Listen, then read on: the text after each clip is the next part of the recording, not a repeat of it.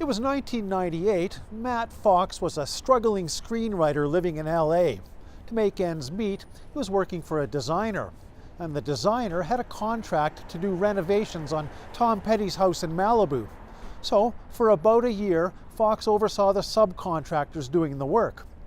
Over the course of that year, Fox struck up a friendship of sorts with Petty, sharing a love of playing guitar and the music of the Stones, Beatles, and Beach Boys. Petty was home that year working on his album Echo. Fox says that one day Petty's wife Dana tracked him down. "Tom," she says, "wants to see you," and right away. I thought, well, that's unusual because Tom's usually not up early in the morning. I mean, early being like 9. He'd been recording all night long, and I wouldn't see him usually till about noon.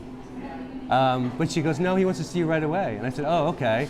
I was actually a little nervous because it was unusual, and I thought, well, the job had just gone on, and they were giving us more to do, but it was bigger in scope, and we were trying to schedule more around things. And I thought, well, this could be a client problem. Maybe he's just ticked off. We've been in the house too much. He needs a break from us, honestly, something like that, or even worse. So when she kind of just grabbed my hand, and then she just, we walked past the pool, and we walked into the guest house.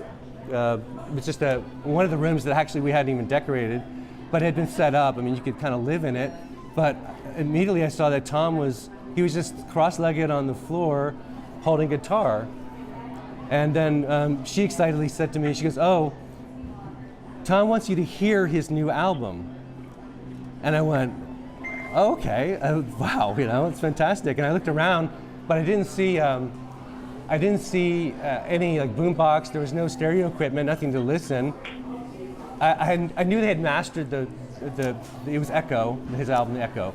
I knew they had mastered it, so I don't know if I was going to be hearing demo tapes or something like that. But he's holding a guitar, and then she just sat down right next to him and kind of indicated, "Sit down." So I sat down, and then he held up the guitar. He looked at me and he goes, "Okay," and he goes, "This is," and he just named one of the songs from Echo, and he started playing, and I sat there, and he played every song from that album, from beginning to end, on his acoustic guitar.